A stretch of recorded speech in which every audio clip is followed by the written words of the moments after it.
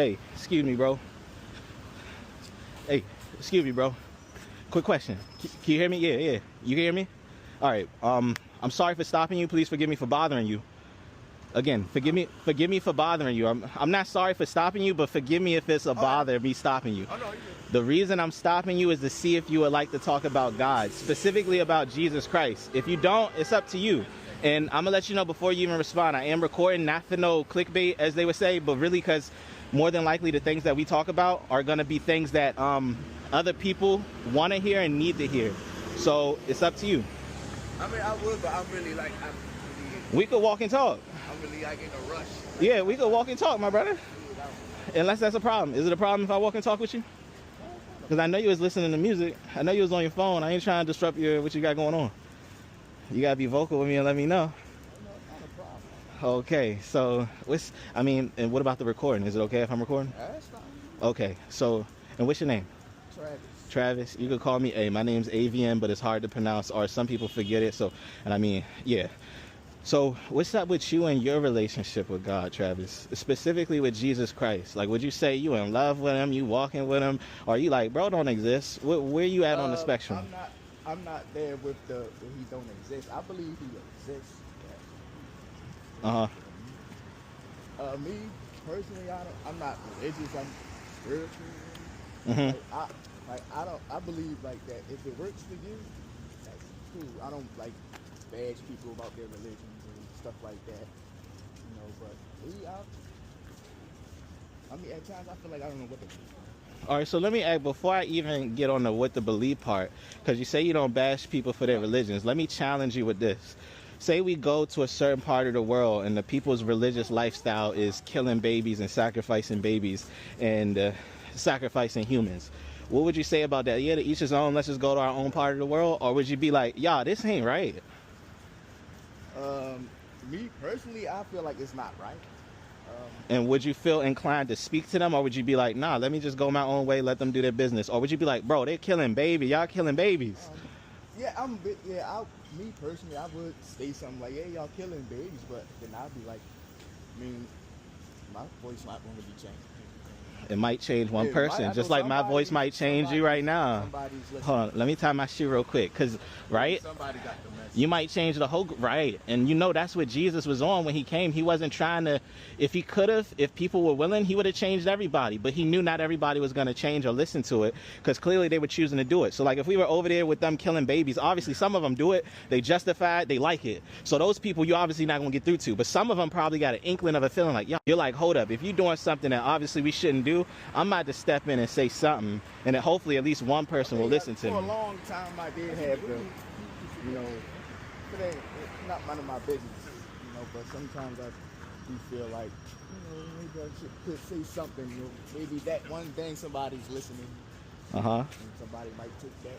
And I tell you, that's what a lot of us who believe in Jesus, specifically who believe Jesus to be God in the flesh, when God came to earth and became a man, a lot of us have that type of heart posture where if we see something, we're going to feel inclined. We might not actually act on it because we're scared, nervous, or have anxieties about it, but we at least have that inkling of, yo, somebody should say something about it, but I don't want it to be me, because not everybody's going to listen, and probably nobody going to listen. In fact, they might kick me out and kill me. I don't know if you read those parts in the Bible, that's how some of the prophets felt. Like, if we go in, God, you want me to speak to your children, the Israelites is what they were called. Bro, when I speak to them, and God was even warning them, he was like, when you go speak to these people, just know their heart is going to be very hard. Their neck is going to be very stiff because they like the things that they do. So when you speak these things, they're going to rile up at you and they're going to try to kill you. But just know that I'm with you. And it even got to a point where they did die by those very people, but they still did it. They had more evidence, I would say, to believe that God was really with them. Because imagine God coming to you and speaking to you like, tell this to people. Like what is happening with you right now, God is using me to speak to you. It's not like he actually walking one-on-one with you in the flesh telling you these things. But with the people in the Old Testament, he wasn't walking with them in the flesh per se, but he would come down and visit them, and he would actually have these type of conversations. And some of the conversations he would be angry, like tell these people, I'm angry with this, my wrath is boiled against this. And then sometimes he would have conversations where it's like, I'm heartbroken. The more that I call these people to come back to me, the more they walk away from me. And he's feeling as if his heart is recoiled within itself. Basically, he's feeling like he's getting cheated on. Like he's feeling like as a father has a child who's telling his kid not to run in the street, he's feeling like his kid continues to run in the street to try to get himself killed. So he feels desperately heartbroken in certain moments. Now, as far as you don't know really what to believe, from the things I just suggested, if you like what he's saying is like making sense or I'm resonating with it, this is what you should probably jump on to at least believe with a mustard seed of faith and do more investigation until you can see further if it's really true. I like that. Bro, this is how Jesus wants it put.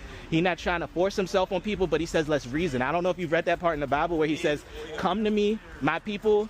He doesn't say, come to me and start obeying me automatically. He says, come to me and let's reason together. Am I telling y'all to do something that's ridiculous? You know, the one thing that was always fascinating to me was he knew who was going to betray him. Mm-hmm. I felt that's very amazing. Judas. Yeah, I mean, it is. I don't know if I could do it either. Like, if I knew you was going to be the one to betray me, if I could keep walking and doing things with you. But I do think he must have really had, just like when he was on the cross and what he did to get punished, what he was thinking about going through all of that was the joy that was going to come from it. And he compared it like a woman giving labor. Like, when a woman gives labor, it's very painful and she's going through a lot of pain, but after she has the baby, she sees the baby and it's like all that pain just goes away. Or it's like, man, that pain was nothing compared to what my baby that's out right now. Like, Jesus basically saying that pain was painful, but seeing you be who I called you to be and the glory that I always wanted to give you, that pain was nothing. I'll do it again. And when I do it again, I'm gonna ask God to take it away from you and make another way. But I'm gonna still have in mind that what you're gonna become from it and how it's really worth it. You are worth the price. Like Jesus said, it's like, or at least the kingdom of heaven is like a merchant, somebody who sells jewelry. They find a piece of jewelry that is just so precious to the point where they sell all the jewelry that they have just to buy that one that they got. That's how Jesus views you. And that's how Jesus views me. That's how Jesus views every single one of us. We are our own individual, and he cares about us so much. He numbered the hairs on your body. I don't know if you've seen that part in the Bible where he says that. All the hairs on your body are numbered. He collected all your tears in a bottle. He was there with you through every traumatic event you went through in life. There's nothing that he doesn't know about you and doesn't care about you. Like, he knows when the birds fall from the sky, but you are way more special to him. And he cares about you to the point where he doesn't even want you to worry about where my next meal gonna come from. Where am I gonna sleep tonight? What am I gonna wear tomorrow? He says, don't worry about that. That's what godless people think about. I don't want you to think about that. Do you not see the lilies in the pond? Do you not see the grass and how beautiful they could be? You're way more valuable than that. And if I make sure that they're dressed beautifully, how much more will I take care of you? And it might not be in the way that you think or the way that you want it, but trust me, you're gonna have everything you need each day, like your daily bread. Now, if you still wanna talk, we could still talk, but if we're done, at least consider what it is that I said, and if anything is itching at you, like, do some more investigation. Ask God to confirm it with you, because you're still figuring out what to believe.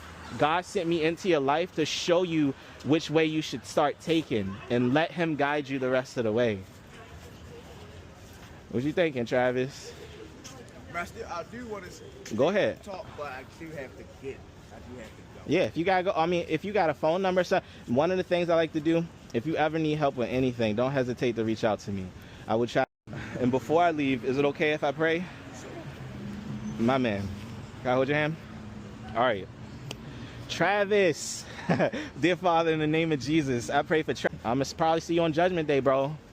So do what you know is right, man. Follow your convictions. Hey, thanks for that. Amen, bro. You're welcome. Some people, you know, the J wasn't invented. Some people call them different names, but at the end of the day, thank God for allowing this to happen, bro. I wouldn't be doing it if it wasn't for him, bro. All right, man. Excuse me. Hi, you speak. I'm sorry for bothering you, but would you like to talk about God, specifically about Jesus Christ? Okay, have a good night. Excuse me. Hi. 1 second. Have a good night, okay? God bless you.